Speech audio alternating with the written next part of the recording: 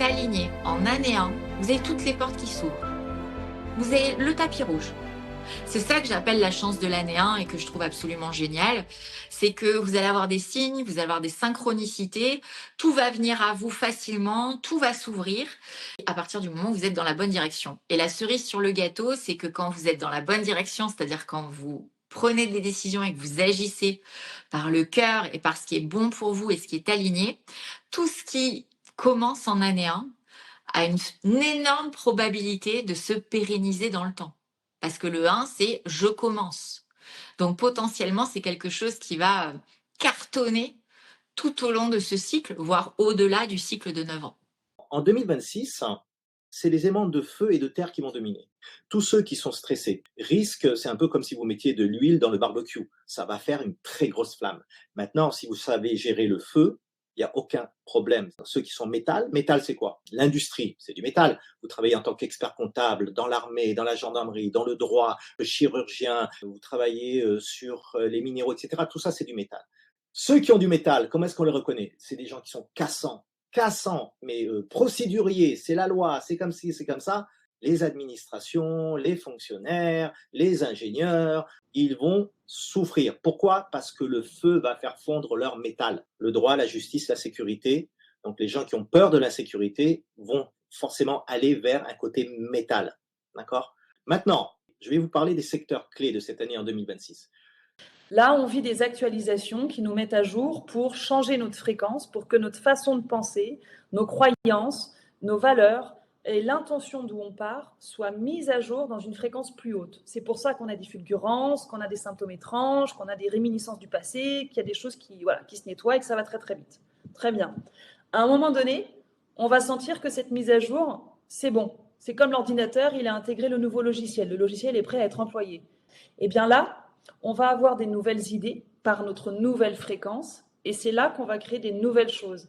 Et ça peut nous proposer des choses auxquelles on ne s'attend pas. Peut-être qu'on va changer de métier, peut-être qu'on va déménager, peut-être qu'on va changer de fréquentation, peut-être qu'on va avoir des nouvelles passions, peut-être qu'on aura des nouveaux talents, des nouveaux dons. Il y a plein de choses qui vont fleurir. Mais pour accéder à cette floraison, j'ai envie de dire, il s'agit d'accueillir cette mise à jour et ce nouveau logiciel.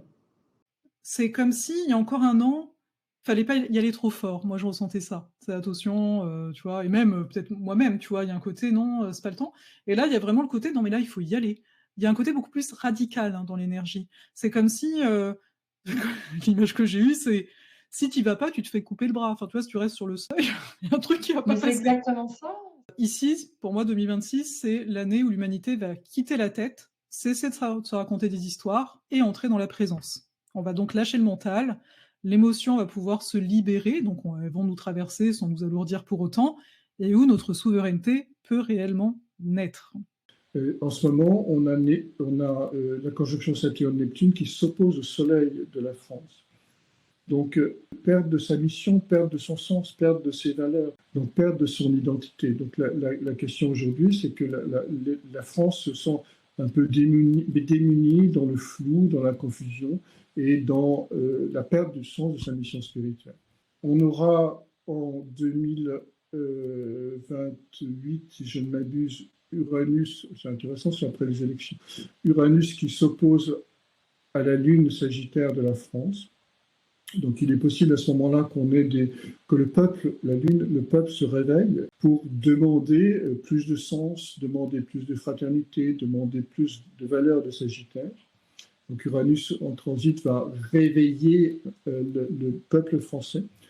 On est dans un monde de désinformation, dans le sens où quand on a une information, il faut aller la vérifier parce qu'aujourd'hui, avec l'IA ou avec toutes les capacités qu'on peut avoir, comme beaucoup de personnes ne souhaitent faire que des audimates, on est un peu à la course aux followers, on arrive à un stade où on nous demande d'avoir le discernement, c'est-à-dire de ne pas prendre tout pour argent comptant. Moi, au début du chemin aussi, je pensais que tous les gens qui étaient médiums, tous les gens qui parlaient de spiritualité étaient des gens lumineux.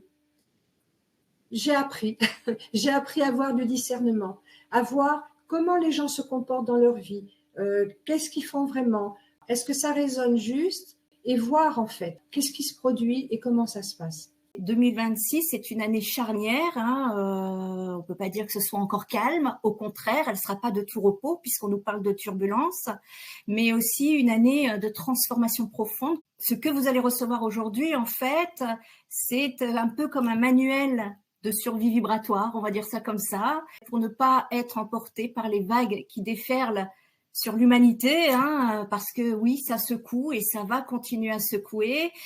On peut parler des structures économiques qui vacillent, on peut parler des systèmes de croyances qui s'effondrent, on peut même être touché dans nos valeurs. Et au milieu de tout ça, il y a vous, il y a nous. La question aujourd'hui, elle n'est plus est-ce que ça va se calmer? La question est comment est-ce que je reste ancré pendant que tout bouge autour de moi? Nous arrivons en cette année 2025 et en novembre 2025.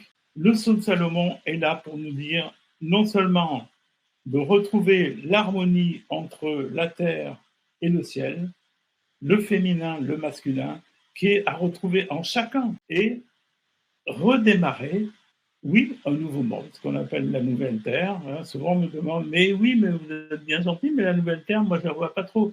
Mais oui, mais attendez, ça ne se fait pas comme ça. Elle est née peut-être en 2013, mais il a fallu tout ce temps-là pour que justement on puisse voir les effets positifs de ce changement de paradigme auquel nous assistons maintenant. Pour qui sait ouvrir les yeux sur ce qui se passe, oui, la nouvelle Terre, elle est là, elle est en train de se faire.